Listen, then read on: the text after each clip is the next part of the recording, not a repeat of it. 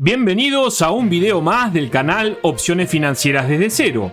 Este será el sexto capítulo de la sección Opciones Responde. Como ustedes saben, para hacer este canal lo más interactivo posible, en este segmento selecciono preguntas que me dejan en los comentarios que me parecen propicias poder responderlas acompañándolas con un video explicativo. En esta ocasión, como podrán notar en la portada de inicio, estaremos hablando de dos conceptos extremadamente importantes en la operación de opciones, como lo son la volatilidad histórica y la volatilidad implícita. Quiero adelantarles que, dada la importancia de la temática de hoy, me explayaré un poco más de lo habitual intentando no dejar ningún punto abierto, y para que el video no quede demasiado largo lo subiré en dos partes. Antes de avanzar, te recuerdo que si encontraste este video de forma aleatoria en YouTube y aún eres principiante en el mundo de las opciones financieras, te recomiendo le des una mirada al curso de opciones nivel inicial que te dejaré en el link de las tarjetas. Ahora sí, sin más rodeos, a tomar papel y lápiz y prestar mucha atención.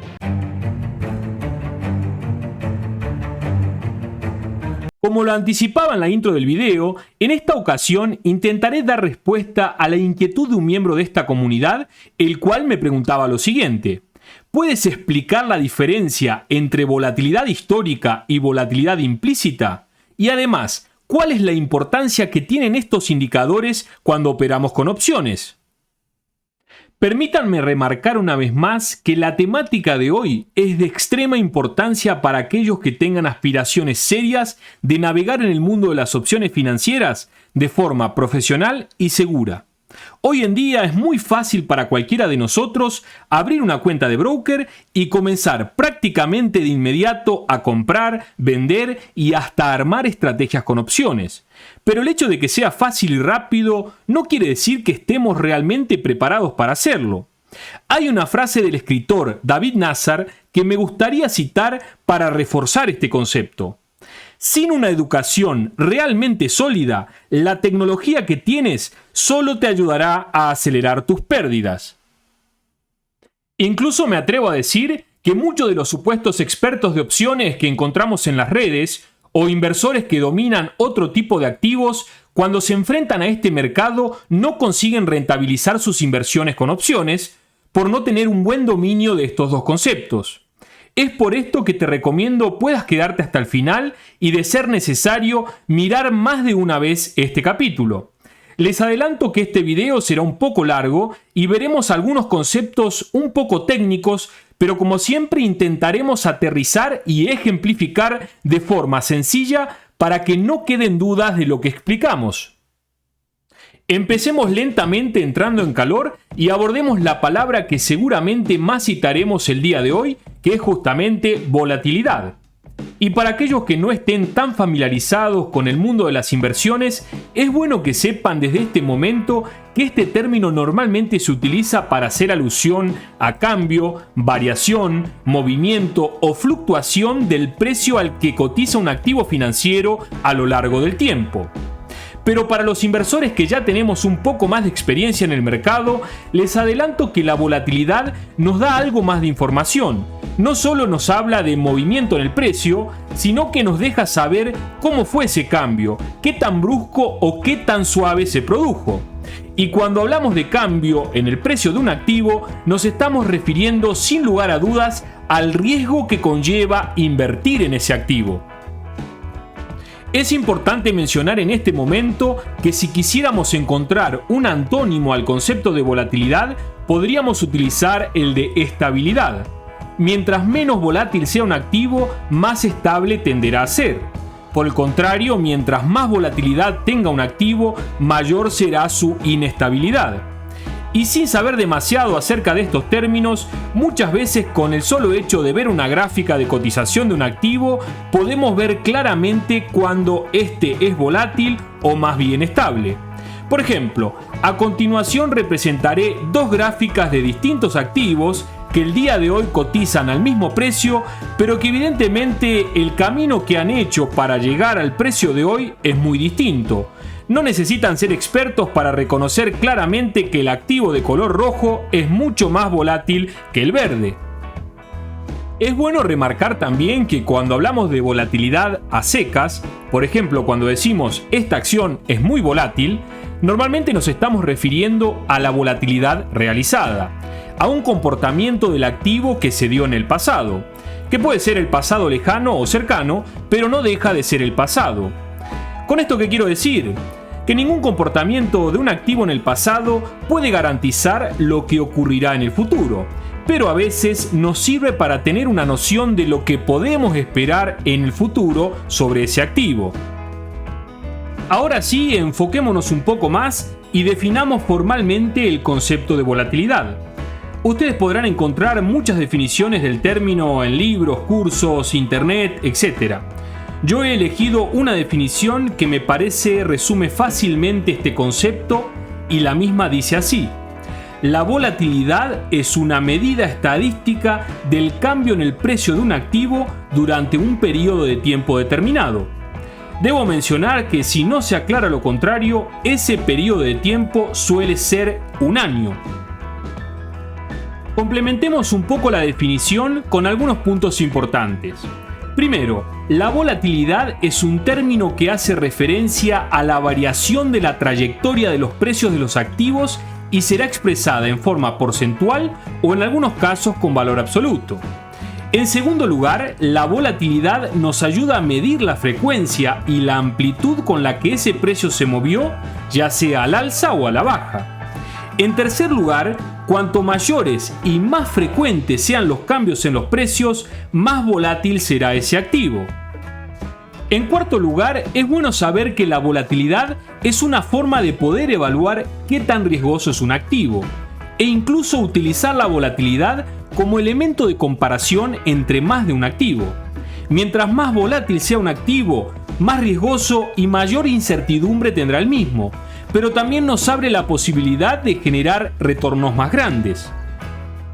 Por último, deben saber que volatilidad es el término que usan los inversores para referirse a la desviación estándar. Es por esto que si deseamos calcular la volatilidad de un activo o de un mercado, simplemente debemos hacer el cálculo de una desviación estándar del rendimiento de ese activo en un periodo determinado de tiempo. No se preocupen si esto aún no está claro, porque en algunos minutos más haremos un ejemplo concreto del cálculo de la volatilidad muy fácil de entender. Antes de hacer el ejemplo del cálculo de volatilidad, repasemos rápidamente el concepto estadístico de desviación estándar, sobre todo para aquellos que aún no lo tengan tan claro. La desviación estándar, o también conocida como desviación típica, misma que se suele representar con la letra griega sigma minúscula, es de mucha utilidad cuando tenemos un conjunto de valores que mide alguna variable continua y queremos saber qué tan dispersos o no están esos números. Una desviación estándar baja significa que gran parte de los datos medidos se encuentran cerca del valor promedio de la muestra, y una desviación estándar alta significa que tendremos mayor dispersión entre los valores medidos. Por ejemplo, supongamos que estamos diseñando un juego para niños de 6 años y, entre otras cosas, para que el juego sea exitoso, necesitamos saber cuál es el rango de estaturas que poseen los niños de esta edad. Como no podemos medir la altura de todos los niños de 6 años, decidimos tomar una muestra heterogénea de 10 candidatos y medimos la estatura de cada uno de ellos, obteniendo los siguientes valores en centímetros de alturas que se observan en la tabla. Una de las cosas que podríamos calcular rápidamente con esta información es la altura media o altura promedio de estos niños. Esto es fácil de hacer. Sumamos los 10 valores de alturas y los dividimos por 10, que son la cantidad de niños evaluados. Y en este caso nos da como resultado una altura media de 115 centímetros. Otra de las cosas que podríamos hacer con estos datos es representarlos en una gráfica por cantidad de ocurrencia, lo que en probabilidad y estadística se conoce como histograma de frecuencia. Básicamente tomamos cada valor medido y contamos cuántas veces se repitió en nuestras mediciones. Este gráfico quedaría de la siguiente forma. Con una altura de 105 centímetros tenemos un solo niño. Con altura de 110 centímetros tenemos 2 niños. La altura de 115 centímetros la hemos medido 4 veces. Con una altura de 120 centímetros tenemos 2 niños y con 125 centímetros un solo niño. Para este ejemplo coincide perfectamente la barra del histograma más alta, que es la moda, el valor que más se repite, con la media de las alturas medidas, que es de 115 centímetros. Sin volvernos demasiado técnicos ni académicos, a partir de este histograma pudiéramos intentar graficar a mano alzada la curva de distribución normal, o también conocida como campana de Gauss. Esta curva, que para muchos de ustedes será muy conocida y para otros no tanto, es muy importante en nuestra vida diaria, ya que nos permite modelar, estudiar y describir el comportamiento de muchos fenómenos naturales, sociales y sociológicos que, cuando son medidos, los valores que se obtienen de esas mediciones siempre se distribuyen con una forma acampanada, como claramente se observa en este caso la distribución de las alturas de niños de 6 años. Si bien podríamos estar hablando horas respecto de la distribución normal, y aclarando que no soy un experto en probabilidad y estadística, voy a remarcar algunos puntos muy importantes de la distribución normal que serán fundamentales que puedan comprender para luego tener claridad a la hora de hablar de volatilidad. Primero, si bien la fórmula de la función de distribución normal, que como pueden observar tiene forma de campana, no es tan sencilla y creo que no tiene sentido que la estudiemos en este video, es bueno que sepan que depende de 2 valores. Y estos son la media o el promedio de los valores medidos y la desviación estándar.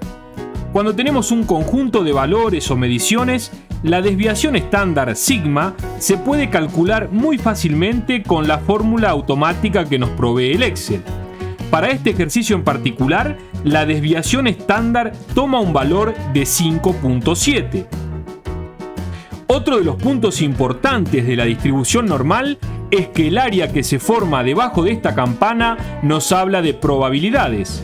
¿Qué tan probable o no será encontrar alguno de los valores a la hora de realizar las mediciones? Por ejemplo, ¿qué tan probable será encontrarnos con un niño de 6 años que tenga una altura superior a 110 centímetros? ¿O qué tan probable es encontrar un niño con una altura de entre 115 y 120 centímetros? Si somos capaces de calcular las áreas que se forman debajo de esos sectores de la curva, tendremos la respuesta probabilística a este tipo de preguntas. Evidentemente, el área total que está debajo de la curva, misma que aquí rayaremos de color azul, representa el 100% de las probabilidades, ya que toda la curva contiene la totalidad de la probabilidad de encontrar cualquiera de los valores posibles. Pero no piensen que me estoy yendo por las ramas, porque aquí es donde llegamos a algo muy interesante, y es cómo se relaciona la distribución normal con la desviación estándar. Esta relación nos dice que el área que se forma entre la media de la campana más una desviación estándar y menos una desviación estándar, esa área contiene el 68% de las probabilidades de encontrar los valores medidos en nuestra muestra.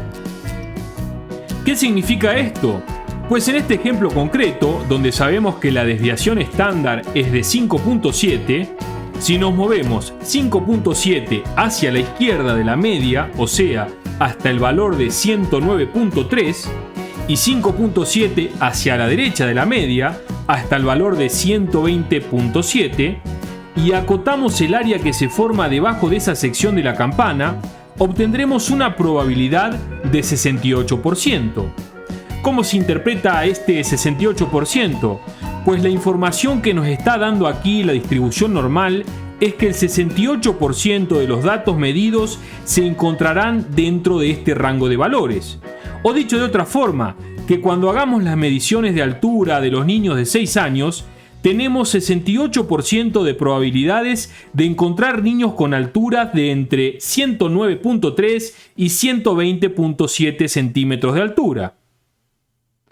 En probabilidad y estadística, estos valores ya están bien estudiados y establecidos.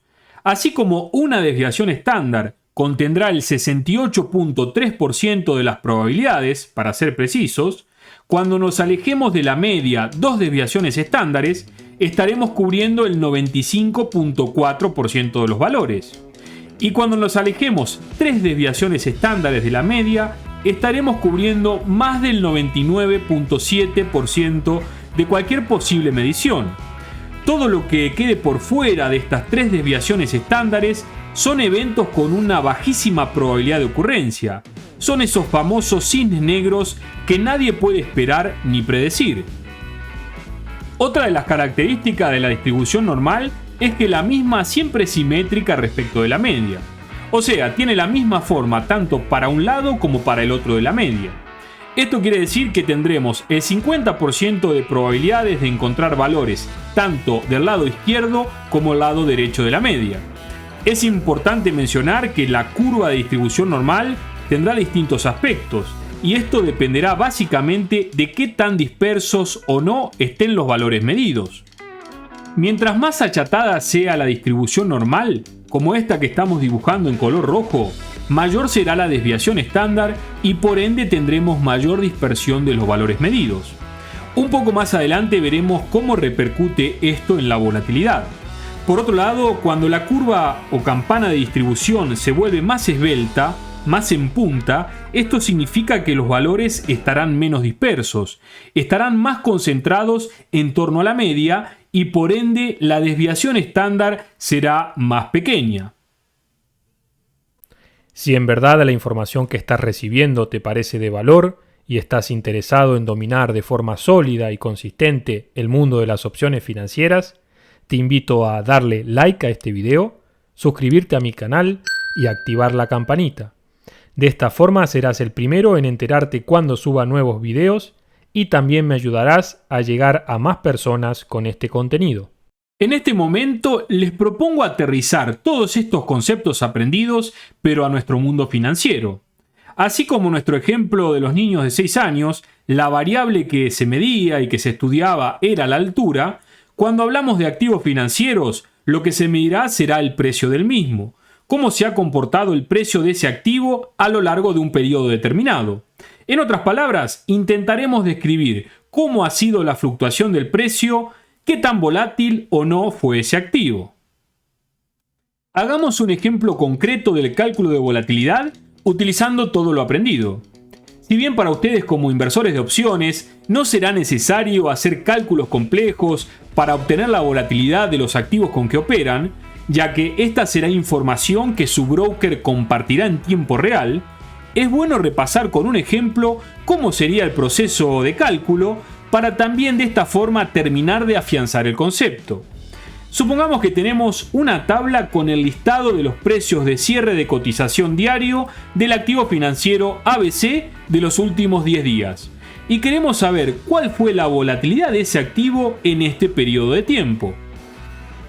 Como hemos aprendido por definición, la volatilidad de un activo estará dada por una desviación estándar de los rendimientos de ese activo en el periodo estudiado. Calculemos primero los rendimientos de esta acción en cada uno de los días analizados. El rendimiento de una acción no será ni más ni menos que el porcentaje que se ha movido el precio cada día respecto del anterior. Para este ejemplo tendremos los siguientes rendimientos. Antes de ver la volatilidad, algo que podemos calcular rápidamente es cuál fue el rendimiento promedio de la acción en esos 10 días. Para este caso nos da un promedio de rentabilidad del 2.4%. Ahora sí podemos utilizar la herramienta de Excel para poder calcular la desviación estándar o en otras palabras, calcular la volatilidad de este conjunto de rendimientos que hemos obtenido. Simplemente aplicando la fórmula de Excel obtendremos un 6% de desviación estándar, que es lo mismo decir un 6% de volatilidad. Esta volatilidad que hemos obtenido hace referencia al intervalo de tiempo analizado, pero generalmente para poder ser estudiada y comparada con otras volatilidades de otros activos se suele anualizar. Es por esto que llevaré este valor de 6% a un valor anual, mismo que para este ejercicio nos da como resultado un 97.6% de volatilidad anualizada. Si están interesados en que explique cómo es el procedimiento para poder extrapolar las volatilidades a distintos periodos de tiempo, me lo hacen saber en los comentarios e intentaré hacer un video con mayor detalle. Es importante mencionar que el número de volatilidad obtenido por sí solo tal vez no nos diga mucho. Para poder sacar provecho de esta información que nos arroja la matemática financiera, será importante conocer el tipo de activo del que estamos hablando, el momento del mercado por el que está pasando, comparar esta volatilidad con la de activos del mismo segmento o incluso con volatilidades de este mismo activo en otros periodos de tiempo. Entendiendo el contexto, será más fácil poder sacar conclusiones valiosas de la información que nos brinda la volatilidad. Básicamente, lograr lo que todo inversor desea, deducir si estamos en presencia de volatilidad alta o baja y los riesgos asociados que representaría invertir en dicho activo. Hagamos un segundo ejemplo que nos ayude a tener contraste y marcar algunas particularidades. Supongamos que ahora tenemos los últimos 10 precios de cotización del activo X y Z, con la coincidencia de que los precios del primer y del último día son exactamente los mismos que los del primer activo ABC, como se observa en la tabla. Ahora, la forma en la que evolucionó el precio de este activo para pasar desde los $40 hasta los 49, se puede ver que fue mucho más estable que en el caso de ABC. ¿Por qué más estable? Bueno, se ve que el precio siempre se movió de forma ascendente, nunca hubo saltos muy bruscos y también fue un crecimiento bastante lineal. De hecho, esta misma estabilidad de movimiento del precio se puede ver claramente en los rendimientos diarios del activo, como se muestra en la tabla. Si observan bien, en este activo tenemos un más 2.5%, 0, 2.4, 4.7, 2.2, 2.2, en fin, porcentajes de rendimiento más estables que en el caso de ABC, donde hay desde un menos 7% hasta un más 9% en el mismo periodo de tiempo. Este ejemplo es bastante interesante porque si calculamos el rendimiento promedio de X y Z en estos 10 días, verán que llegaremos a un valor cercano al 2.3%, casi igual del que obtuvimos con ABC. Pero como todos podrán imaginar, el hecho de que este activo se haya movido de forma más estable, su volatilidad deberá ser menor. Y efectivamente, cuando calculamos la desviación estándar, obtenemos una volatilidad de 1.62%. Y si luego anualizamos este valor, llegaremos apenas a un 26.1% de volatilidad anual. Esto es prácticamente 4 veces menor que en el caso de ABC. Por último, hagamos un ejemplo de cálculo de volatilidad de un activo de renta fija. Un activo donde el rendimiento es conocido, constante e inamovible desde el primer día. Tomemos como ejemplo el activo AA, que nos paga una tasa fija de 2.3% diario. Sé que es una tasa ridículamente alta para un activo de renta fija, pero es solo ilustrativo y tiene el propósito de ser comparable con los anteriores. Entonces, con esta tasa, si compramos el activo con un valor inicial de $40, el precio en 10 días se moverá de la siguiente manera. Evidentemente, los rendimientos diarios del activo serán constantes e iguales a 2.3% cada día y la rentabilidad promedio también será de 2.3%. De hecho, es una rentabilidad promedio muy similar a la de los dos primeros activos. Pero aquí es donde viene lo interesante. ¿Cuál creen ustedes que ha sido la volatilidad de este activo? Si quieren pueden pausar el video y tomar unos minutos para dejar su respuesta en los comentarios. La respuesta correcta es que este activo no ha tenido volatilidad. Como su nombre lo indica, este es un activo de renta fija, la rentabilidad es conocida y está pactada desde el primer día. Aquí no hay chances de que el precio fluctúe o de que tenga dispersión, más bien lo contrario, el precio se mueve de forma estable. Por lo tanto, cuando calculemos la desviación estándar para este activo, tendremos un 0% de volatilidad en cualquiera de los marcos temporales que analicemos, como era de esperar. Que quede claro que este último ejemplo es teórico y que en la vida real los activos de renta variable, por ejemplo los bonos, luego de que se emiten se pueden negociar en el mercado secundario y dependiendo del contexto, sin lugar a dudas pueden sufrir volatilidad. Mucho más aquellos bonos emitidos por empresas o gobiernos con mala reputación de pago. Como lo adelantaba al inicio del capítulo, para que este video no se haga demasiado largo ni aburrido de mirar, he decidido parar justo en este momento la primera parte. Déjame sugerirte que si los conceptos que vimos hoy son completamente nuevos para ti, tal vez sea necesario que mires más de una vez el video.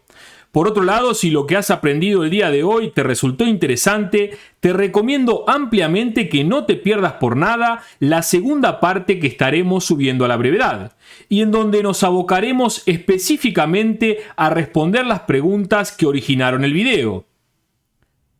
Ahora sí, hemos llegado al final de esta primera parte de la sexta edición de lo que denominamos Opciones Responde. Recuerden que aquí nos dedicamos exclusivamente a responder preguntas de ustedes que por su importancia ameritan un video explicativo. Si tienen alguna pregunta o comentario que quisieran que sea respondida a través de un video, pueden dejarla en la sección de los comentarios con el hashtag OpcionesResponde. También puedes escribirnos al correo que aparece en la descripción del video y procuraremos responderte a la brevedad.